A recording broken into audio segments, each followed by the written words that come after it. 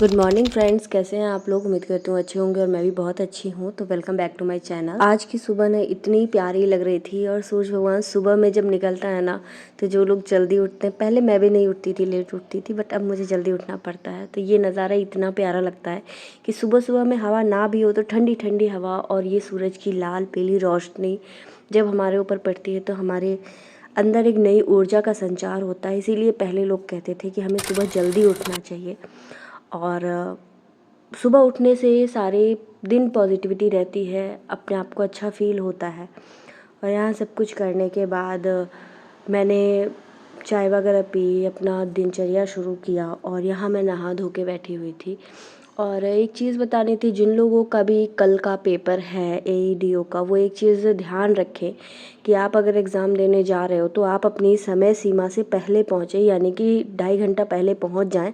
Because 1 घंटा पहले ही gate बंद हो जाता है और ये समझ लीजिए 1-2 मिनट पहले ही बंद हो जाता है। और अगर एक बार गेट बंद हो गया ना, फिर आप चाहे कितनी भी कोशिश कर लो, लेकिन गेट खुलने की कोई भी संभावना नहीं है।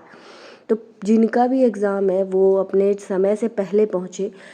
और दूसरी एक और चीज़ है कि देखिए, एग्ज़ाम देने अगर आप जाते हैं तो ख़ास के करके लड़कियां, उनको ये चीज़ ध्यान रखना है कि एक तो आप कोई भी ज्वेलरी वगैरह मत पहन के जाइए, क्योंकि अगर ज्वेलरी वगैरह रहती है तो अगर आप उसे उतार के बैग वगैरह में रखते हो तो वो एक दिमाग में लगा रहता है कि पता नहीं बैग रखा हुआ है, और फिर बाहर जमा करना पड़ता है। तो ये भी टेंशन रहती है कि आपने बाहर जमा किया है, पता नहीं वापस जाएंगे मिलेगा नहीं मिलेगा, बैग मिलेगा या फिर ज्वेलरी अंदर होगी या कोई निकालेगा, बहुत सारी चीज़ें होती है। और वैसे भी सोना बहुत महंगा हो चुका है, तो इस चीज़ का ध्यान रखा कीजिए। तो आप लोग घर से ही निकाल के जाइए। दूसरी बात ये थी कि अगर आप लड़की हो और आप एग्ज़ाम दे रहे हो तो बहुत लोग ऐसा करते हैं कि आधार कार्ड पे हस्बैंड का नाम अपडेट करा लेते हैं, फादर का नाम नहीं रहता है।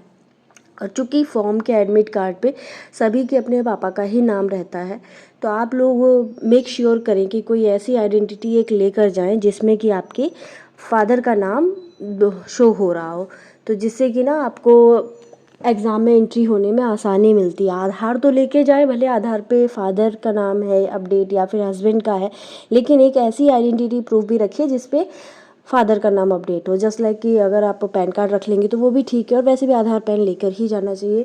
दूसरी बात ये भी है कि आप ना जो वो रखते हैं, अगर क्या बोलते हैं उसको, अगर आधार रखते हो तो वो ओरिजिनल वाला, वो पीवीसी से जो निकला हुआ होता है कार्ड, वो वाला कार्ड कभी कभी वो लोग नहीं वैलिड करते हैं। तो इसीलिए जो फाइनल वाला होता है वही आप लेके रखो, तो वो आपके लिए ठीक रहेगा।